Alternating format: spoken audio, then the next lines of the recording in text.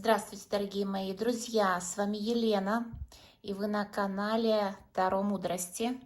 На этом канале я раскладываю Таро, расклады на один вариант, и в основном мы будем рассматривать отношения, любовь, отношения, чувства.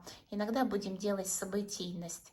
Вот и вот этот расклад, он на отношения, но какие события вас ждут в вашей паре, что вас ждет в вашей паре в ближайшую неделю, ну или может быть 10 дней. У нас колода готова, и мы посмотрим, каков же ваш партнер. Сразу ищем вашего человека, мужчину.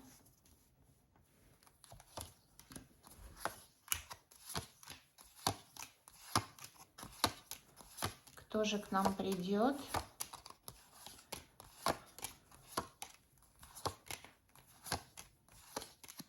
Какой мужчина выйдет с нами на связь?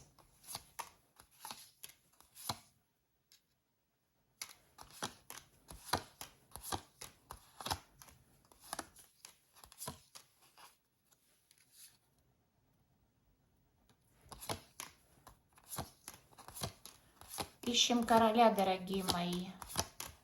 Далековато от вас этот мужчина. Вот у нас король жезлов вышел на арену.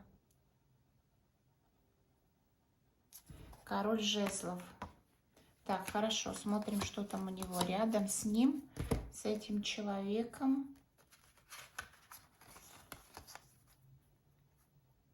Ну, видите, какой победитель.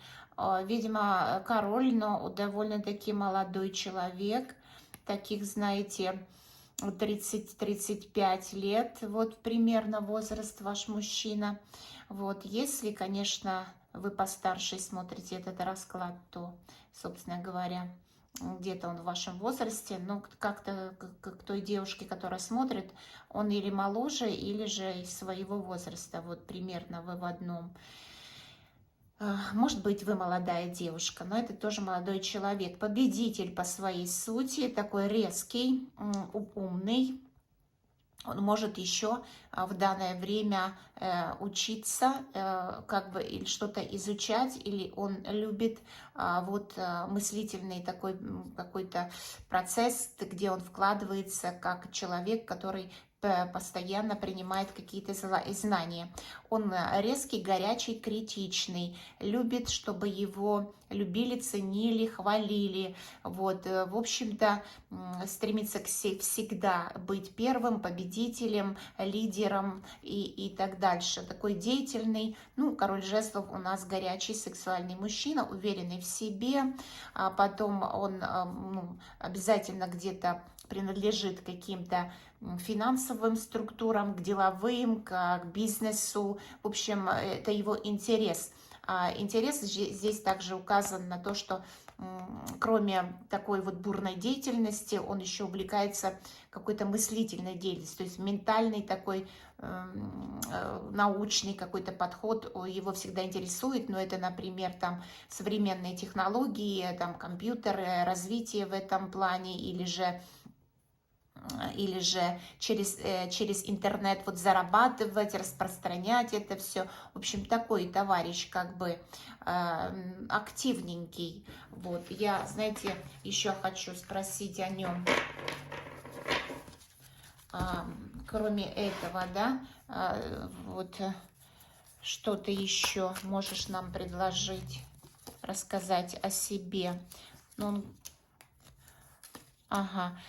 Что говорит, рассказал, что рядом с ним есть женщина, и, скорее всего, ну, стабильная какая-то женщина, да, которая, собственно говоря, его как-то ну, дает ему, да, вот помогает ему, вкладывается в него, и с которой ему хорошо. Теперь, значит, раз такое дело, значит, и могу ли я спросить, что королева Пентаклей это и есть вы? Десятка пентаклей, да, кстати, ну, по крайней мере, знаете, это похоже, он женат. Вот что. Похоже, он женат. И если это не вы, если вы не жена, то тогда, собственно говоря, вам не повезло, потому что дома он как у Бога за пазухой, дома у него все хорошо. Он везде там занимается, все делает как правильно, зарабатывает, активничает, такой товарищ со своим характером, конечно, но, может быть, иногда неудержимым характером, но все же, когда он придет домой, то он дома. Дома ему там хорошо, ему приятно, спокойно, и все, так сказать, замечательно. Ну, тогда такое дело. Раз у нас мужчина король жезлов, то я буду все-таки искать женщину, которая на него сейчас смотрит. Женщина, которая на него смотрит. Если выпадет королева пентаклей, значит так и есть. Да?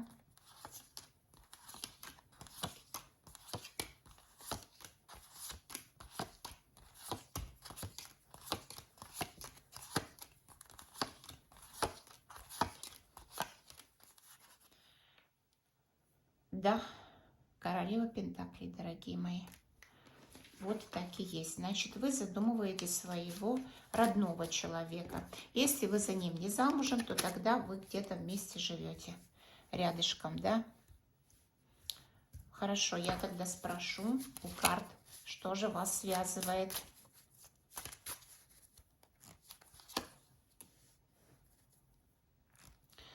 Давно вы знакомы с ним, как бы давно. Здесь любовь, вы влюблены в этого человека давно, как-то с раннего детства, юности, да, давно. Это такая любовь, которая не проходит. Тем не менее, есть как бы такая, как бы замораживание этого союза.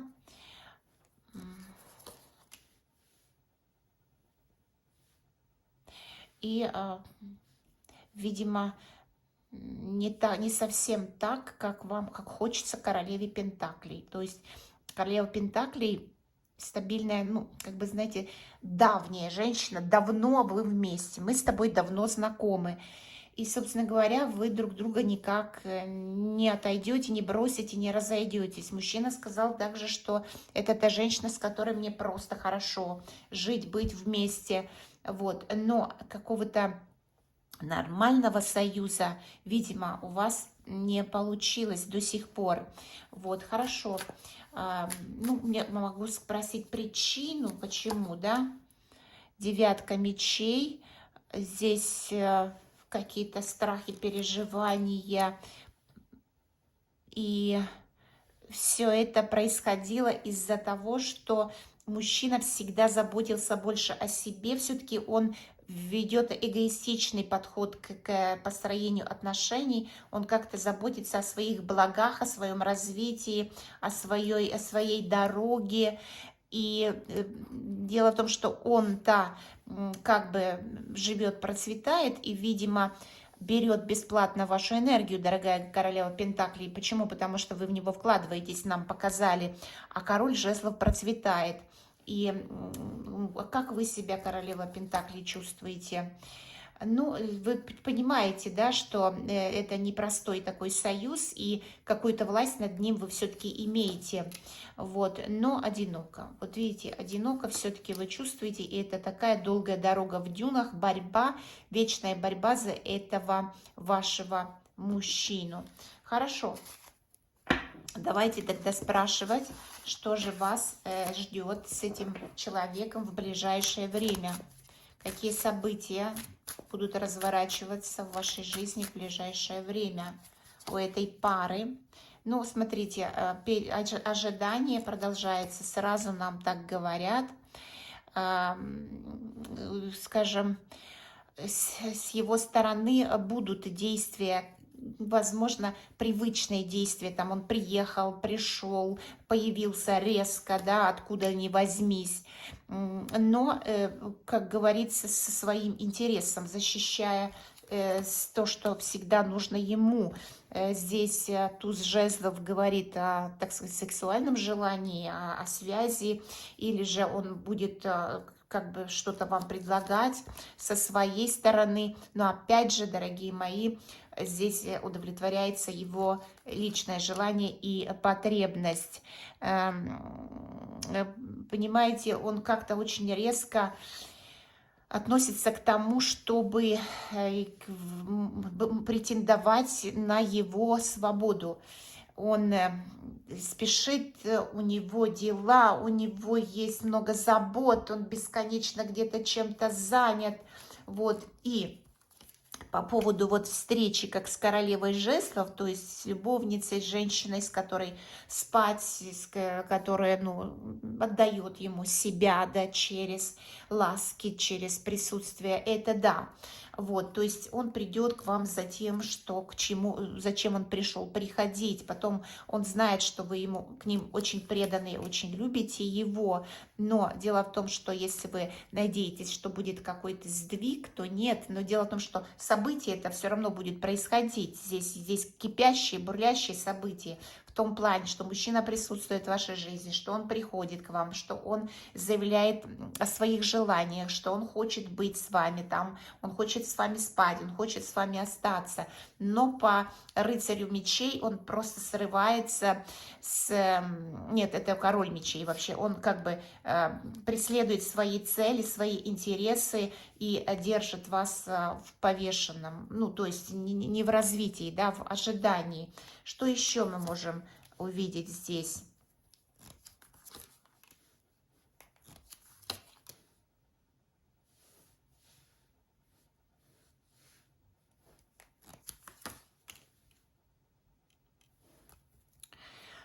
Ну, скажем так, здесь говорится также о какой-то личной свободе женщины, которая влюблена в этого человека. И, знаете, как бы ваше как бы личное развитие, зарабатывание денег, ваш доход, он будет, возможно, увеличиваться. Я хочу просто понять, это какая-то ваша подруга здесь? Девятка мечей, Иерофант. Нет, это все о вас идет разговор. То есть он будет являться к вам только по своей личной причине. Он позволит вам с вами отдохнуть, вы с ним побудете, но в основном в ближайшее время любовь к этому человеку, чувство, что это ваш мужчина, что вы хотите с ним быть и будете с ним, тем не менее, вот это вот состояние, что невозможно ничего изменить, никак повлиять на те события, на него, на его характер, на его выбор, остается в ближайшее время. Хорошо, а как событийность, дайте нам еще что-нибудь.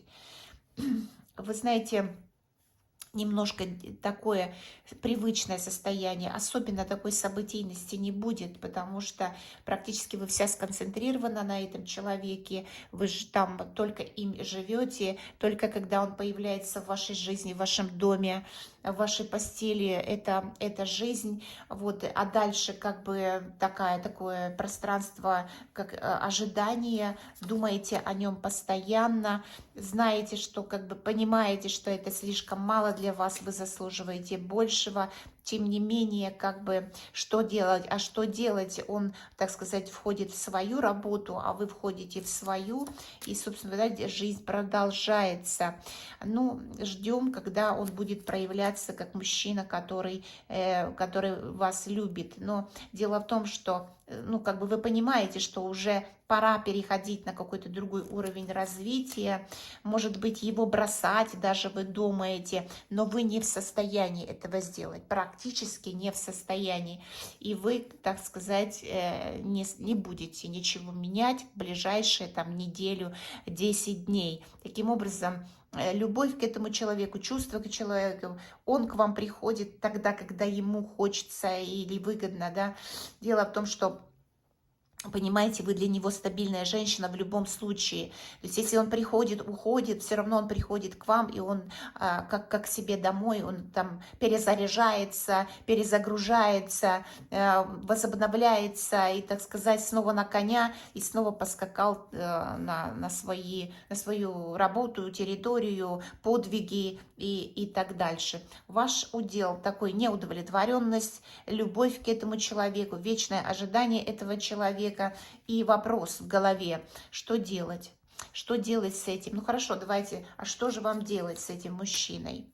О, Господи, они говорят, смотри, придется когда-нибудь рубить или решать, вот, потом пятерка мечей, скажем, это будет очень болезненный процесс, если ты на это решишься, но, собственно говоря, как бы справедливость должна восторжествовать, потому что здесь как бы какой-то неправильный обмен, взаимообмен между вами, скажем так, нужно повышать свои вибрации. Видимо, вы немного застряли вот в этом вот ловушке вот этой женщины, которой мало дают. Голову эту придется срубить. А что же вам даст, если вы срубите эту голову? Ну, к сожалению, придется побыть одной, придется, так сказать, подоказывать себе, что я могу, придется, так сказать, перестроиться и придется делать какие-то смелые шаги в новую жизнь и побороться за себя вообще в принципе. Ну, как бы, если вы хотите выйти на какой-то другой уровень, найти другого человека в своей жизни, который будет вас ценить, то вот эту связь когда-нибудь вам придется разорвать. Но если вы боитесь этого и никак не можете на это, даже слушайте это, решиться на такое, то, конечно же, не решайтесь, будьте в том, что есть. По крайней мере, наш расклад именно в ближайшее время говорит о том, что ничего в вашей жизни не поменяется, как он относился к вам, так и будет относиться, приходить, быть с вами, и, так сказать, жизнь продолжается пока что в том русле, какое есть. Решения, кардинальные какие-то решения, возможно, вы будете принимать, но не сейчас. На этом, так сказать, мы закончим наш разговор. Дорогие мои, буду рада вашим лайкам, подпискам и комментариям. Не забудьте нажать на колокольчик. Я с вами прощаюсь. До следующих встреч. Пока.